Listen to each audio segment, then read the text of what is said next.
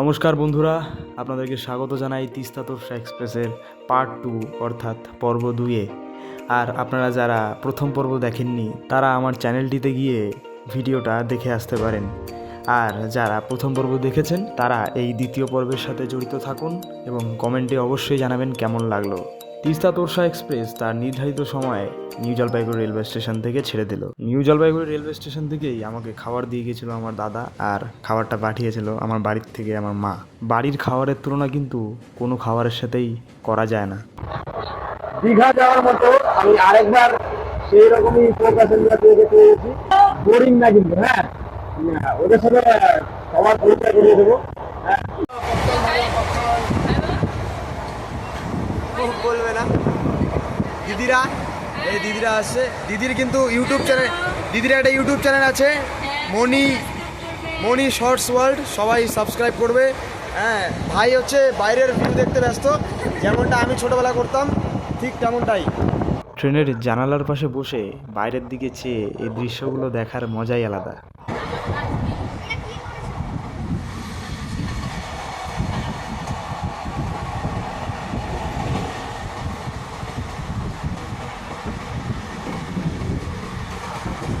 সময় 4:53 আর আমাদের ট্রেন এসে পৌঁছালো আলুয়াবাড়ি রোড জংশন। এখান থেকেই কিন্তু ভাগ হয়ে যায় দুটো লাইন, একটি চলে যায় নিউ জলপাইগুড়ি আর একটি চলে যায় শিলিগুড়ি জাংশন। আমাদের train 13142 Teesta Torsa express Aluabari road junction স্টেশনে এসে পৌঁছালো। আর সময় এখন 4:53। আমাদের ট্রেন কিন্তু 22 মিনিট ধরে লেট চলছে। আর সে তার যাত্রাপথের 201 কিলোমিটার পথ অতিক্রম করে গেল। 3 মিনিট দাঁড়িয়ে আমাদের train Aluabari road junction station থেকে ছেড়ে দিল। জংশন স্টেশন সেই স্টেশনটাকেই বলা হয় যেখান থেকে দুটো রুট ভাগ হয়ে যায়। মাত্র 2 মিনিটের হল্ট থাকার দরুন আমাদের ট্রেন কিন্তু আলুয়াবাড়ি রোড জংশন থেকে ছেড়ে দিল এবং বেশি সময় নিল না। বন্ধুরা, আমাদের পরবর্তী স্টেশন কিন্তু বিহার রাজ্যের ডালখোলা রেলওয়ে স্টেশন।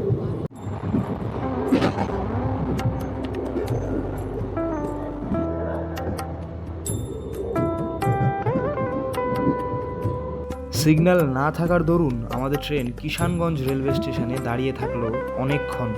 আর সেখানেই আমাদের সাথে দেখা হয়ে গেল কলকাতা থেকে হলদিবাড়ি 3 উইকলি এক্সপ্রেস, অর্থাৎ সপ্তাহে 3 দিন চলে, তাই এর নাম 3 উইকলি এক্সপ্রেস।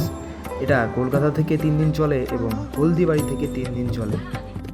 শেষ পর্যন্ত অনেকক্ষণ দাঁড়িয়ে থাকার পর আমাদের ট্রেন কিষানগঞ্জ রেলওয়ে স্টেশন থেকে ছাড়লো।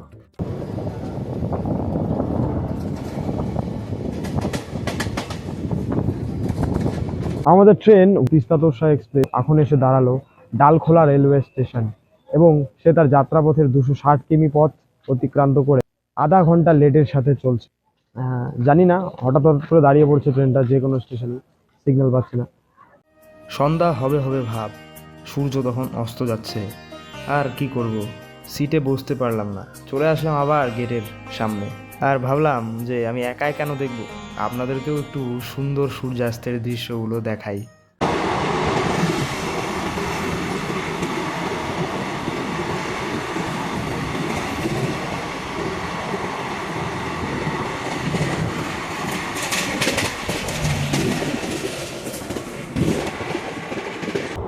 ঠান্ডা লাগা লাগা ভাব, আর কিছুক্ষণের মধ্যেই কিন্তু আমরা একটা সুন্দর কার্ভে আসতে পেরেছি, যেটা হচ্ছে বারশোর কার্ভ। মানে ট্রেনটা ওখানে এত সুন্দর মনে হয়, আপনাদেরকে দেখাবো। আর একটু দেরি আছে, তখন আপনারা অন্যান্য ভিউগুলি এনজয় করুন।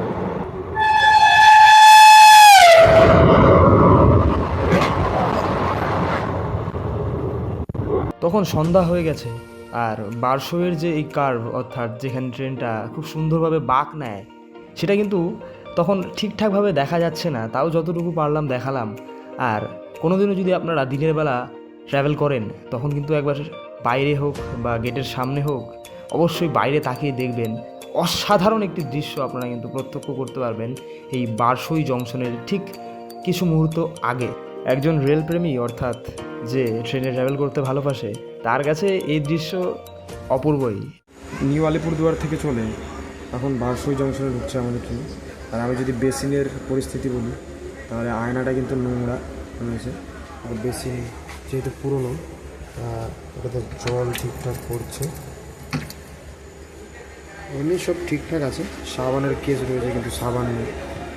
আপনারা কিন্তু বাথরুমের অবস্থা দেখতে পাচ্ছেন যে আয়নাটা কিন্তু ঠিকঠাক অত মানে পরিষ্কার করা নেই, মানে কেমন জানি একটু। আর এদিকে দেওয়া রয়েছে হোল্ডিং করার জন্য বা ব্যাগ আপনি যদি রাখেন। আর বেসিনটাও মোটামুটি পরিষ্কার ছিল, পুরনো ধরনের জিনিস তো তাই আর মানে সেরকম ভালো না। আর ভেন্টিলেশনটাও ধুলো পড়ে গেছে, হ্যাঁ, ফ্লাশ পুরনো স্টাইলের। নিচের অবস্থা মোটামুটি ভালো ছিল কিন্তু স্মেল ছিল প্রচুর। সময় 6:35 আর আমাদের তিস্তা তোরসা এক্সপ্রেস বারসই জংশনের 1 নম্বর প্ল্যাটফর্মে এসে দাঁড়ালো। আর আমাদের ট্রেন কিন্তু এখনো 23 মিনিট লেট এবং সে তার যাত্রাপথের 289 কিলোমিটার পথ অতিক্রম করে আসলো। এরপরে আমাদের নেক্সট হল্ট হরিশ্চন্দ্রপুর। আরেকটা কথা বন্ধুরা, আমি প্রচণ্ড টায়ার্ড, আমি একটু রেস্ট করব, সেহেতু আপনাদের সাথে একবারে মালদায় দেখা হবে। এবং আমার মোবাইলে কিন্তু চার্জও একদমই কম, খুব কম, 20% চার্জ রয়েছে, তো রেকর্ডিং করা যাবে না। চার্জে বসানোর পর মালদার থেকে কিন্তু আমি আবার শুরু করবো।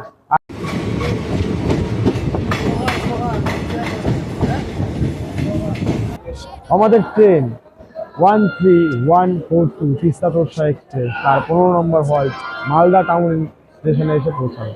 আমাদের ট্রেন নিজের যাত্রাপথের 379 কিলোমিটার পথ অতিক্রম করে মালদা টাউনে এসে পৌঁছালো এবং আমাদের ট্রেন মাত্র 6 মিনিট ডিলে।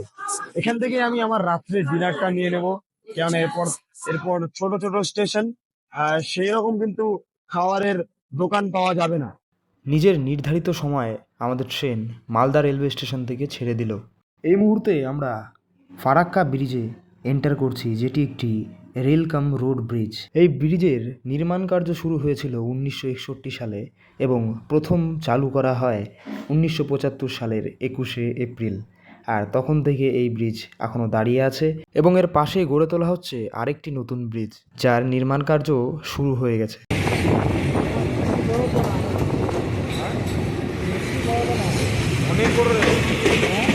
4 মিনিট লাগলো সময়। আমাদের train 13142 Teesta Torsa express new Farakka জংশনে এসে দাঁড়ালো এবং তার যাত্রাপথের 414 কিলোমিটার পথ অতিক্রম করে আসলো। এখনো পর্যন্ত আমাদের ট্রেনের কিন্তু কোনো ডিলে নেই, অর্থাৎ আমাদের ট্রেন কিন্তু রাইট টাইমে চলছে। হ্যাঁ, রাত এখন বাজে হচ্ছে 9:02 আর বেশিরভাগ প্যাসেঞ্জারই কিন্তু ডিনার করে ঘুমিয়ে পড়েছে এবং আমারও কিন্তু খিদে পেয়ে গেছে অলরেডি এবং আমি আমার ডিনারটা সেরে নেবো একটু পরেই। আমি কিন্তু আজিমগঞ্জ জংশন পর্যন্ত কভার করতে পারবো, কেননা রাত অনেকটা বেশি হয়ে যাবে এবং আমার শিয়ালদায় রাইট টাইম হচ্ছে 3:45, সেহেতু একটু ঘুমাতেও হবে আর রাত্রেবেলা অত দেখানোর মতো কিছু থাকে না, সেহেতু আজিমগঞ্জ জংশনই আমার লাস্ট দেখানোর জন্য আপনাদেরকে। আর নিউ ফারাক্কা জংশনে আমাদের হল্ট 5 মিনিটের। মাত্র 2 মিনিট দাঁড়িয়ে কিন্তু আমাদের train new Farakka junction railway station থেকে ছেড়ে গেল।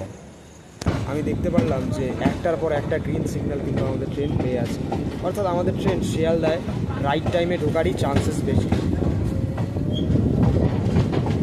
আমি একটা মাছের থালি নিয়ে নিয়েছিলাম, যেটা আমার 150 টাকা পড়েছে, একটু বেশি, কিন্তু কি করব, পাইনি। আমার মালদা স্টেশনটা ছুটে গেছিলো, তাই আর কি নিতে হলো।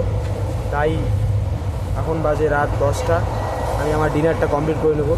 বেশিরভাগ প্যাসেঞ্জারই ডিনার কমপ্লিট করে ঘুমিয়ে পড়েছে, আমি শুধু বসে আছি আর তাদের জ্বালাচ্ছি।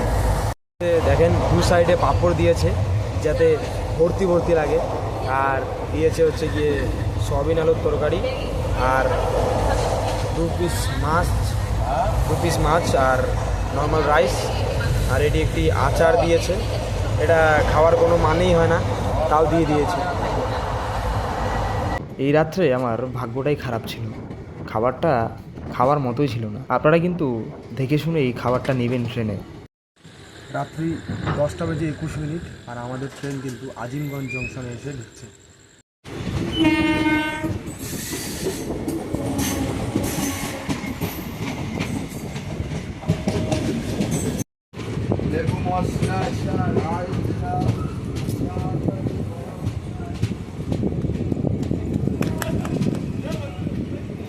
সময় 10:44 আর আজিমগঞ্জ জংশনে তিস্তা তোরসা এক্সপ্রেসের এসে পৌঁছানোর কথা ছিল 10:57, অর্থাৎ ট্রেন কিন্তু 13 মিনিট করে চলছে।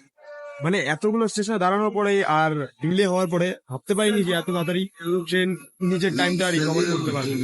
সবাইকে জানাই শুভরাত্রি, good night, tata, bye bye. আবার সকালবেলা দেখা হচ্ছে শিয়ালদা রেলওয়ে স্টেশনে। ছোটোবেলার থেকেই ট্রেনটাকে খুব ভালোবাসি, আর ট্রেনে যাত্রা করার ব্যাপারটাই আলাদা। তাই যেখানেই যাই না কেন ট্রেনেই যাই, আর অন্যান্য কিছু ভাবার কোনো কথাই ওঠে না। যে ঘটনাটি আমার সাথে ঘটলো সকাল সকাল, সেটা হচ্ছে আমি রেডি হয়ে স্টেশনের উদ্দেশ্যে বেরোলাম, এবং উদ্দেশ্য ছিল নিউ আলিপুরদুয়ার তিস্তা তোরসা এক্সপ্রেসের জন্য। তো আমার টিকিটটা আমি বাড়ি থেকে নিতেই ভুলে গেছি। তো কি করব, এবার টেনশন ঢুকে গেল। তাই কল করলাম দাদাকে, আর নিউ জলপাইগুড়ি রেলওয়ে স্টেশনে এসে দাদা আমাকে টিকিটটা দিয়ে গেল। সময় 3:53, আর আমাদের ট্রেন তার নির্ধারিত সময় থেকে 8 মিনিট লেটে শিয়ালদা স্টেশনে ঢুকছে।